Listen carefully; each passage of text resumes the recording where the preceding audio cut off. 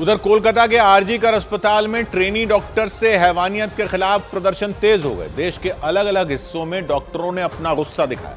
कोलकाता में तो डॉक्टरों के प्रदर्शन में बीजेपी के नेता और कार्यकर्ता भी शामिल हुए और उनके विरोध में प्रदर्शन का हिस्सा बने। लेकिन पुलिस ने उन्हें हिरासत में लेना शुरू कर दिया। सड़क पर बैठी रूपा गांगुली और दूसरी बीजेपी नेताओं और कार्यकर्ताओं को पुलिस ने जबरदस्ती वहां से उठाया। इसके बाद खींचतान शुरू हो गई।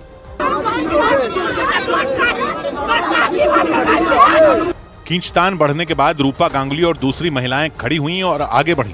इसके बाद पुलिस ने उन्हें हिरासत में ले लिया और जबरदस्ती पुलिस की गाड़ी में बिठाया। इससे पहले बीजेपी के लोगों ने सड़क पर बैठकर प्रदर्शन किया, कोलकाता रेप और हत्याकांड पर अपना गुस्सा दिखाया।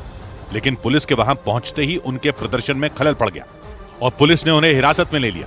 कोलकाता रेप और हत्याकांड के मुद्दे पर देश के अलग अलग हिस्सों में प्रदर्शन हुआ।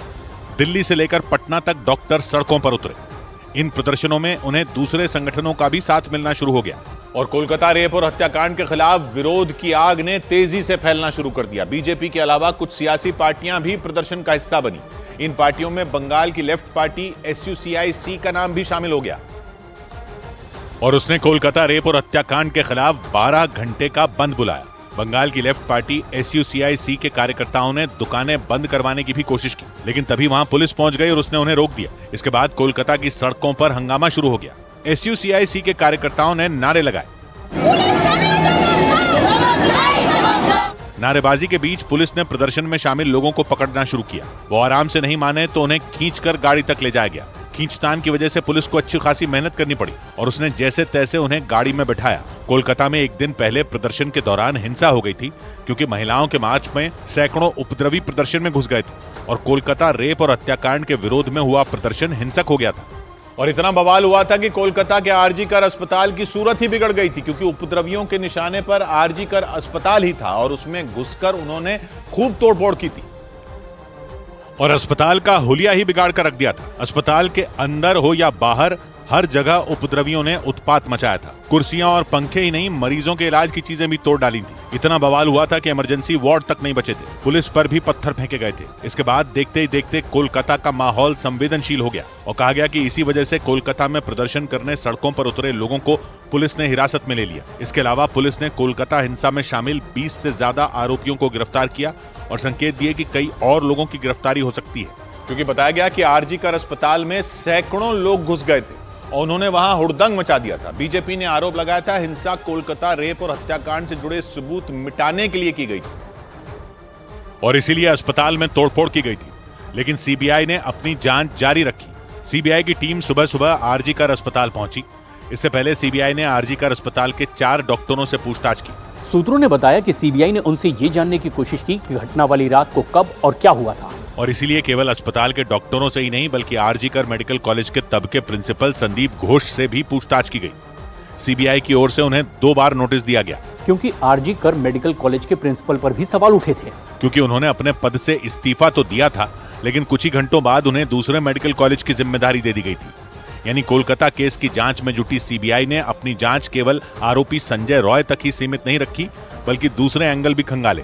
क्योंकि पीड़ित डॉक्टर के परिवार ने आरोप लगाया था कि ट्रेनी डॉक्टर से जो हैवानियत की गई थी उसके लिए केवल संजय रॉय ही जिम्मेदार नहीं था, बल्कि अस्पताल प्रशासन के लोग भी इसमें शामिल हो सकते हैं, क्योंकि रेप और हत्याकांड के बाद उन्हें पीड़ित के बारे में गलत जानकारी दी गई थी और पीड़ित के परिवार ने यही तर्क देते हुए कलकत्ता हाईकोर्ट में बंगाल पुलिस की जांच पर सवाल उठाए थे। इसके बाद कलकत्ता हाईकोर्ट ने मामले की जांच का जिम्मा सीबीआई को सौंप दिया था।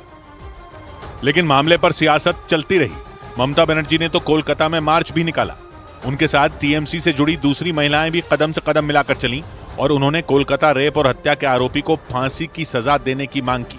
इसके बाद बीजेपी ने ममता के मार्च निकालने पर निशाना साधा और तंज कसते हुए लिखा कि बंगाल की गृह मंत्री ममता बनर्जी ने बंगाल की स्वास्थ्य मंत्री ममता बनर्जी के खिलाफ मार्च निकाला, ताकि वो बंगाल की मुख्यमंत्री ममता बनर्जी पर कोलकाता केस के आरोपियों को पकड़ने के लिए दबाव बना सके।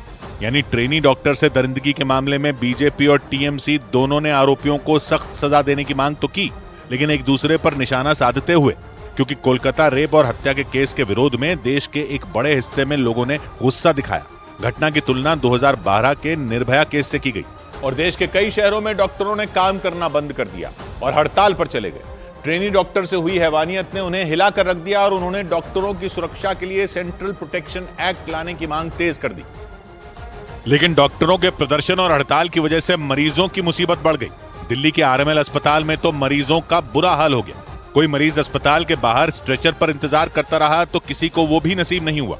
ये दूसरी पेशेंट आप यहाँ पर देख रहे हैं स्ट्रेचर में लेटे हुए, वहाँ देखे जमीन पर यहाँ पर पेशेंट जो है वो लेटे हुए हैं। मरीजों की बदहाली ने धीरे धीरे उनके परिवार वालों के सब्र का बांध तोड़ दिया और हंगामा शुरू हो गया। कोई देखने वाला नहीं है, मैम रोना आ रहा है, आप लोग अंदर नहीं जाने दे रहे। दिल्ली के लेडी हार्डिंग अस्पताल में भी मरीजों का बुरा हाल हो गया और वो इलाज के लिए दर दर की ठोकरें खाने को मजबूर हो गए। सुबह बोला सुबह आ जाना ओपीडी की में, अब क्या था पुलिस वाला आपको अंदर नहीं जाने नहीं देंगे। बताया गया कि एक दिन पहले तक दिल्ली के कुछ अस्पतालों में लोगों को जरूरी सेवाएं दी जा रही थीं, लेकिन सुबह सुबह वो भी बंद हो गईं।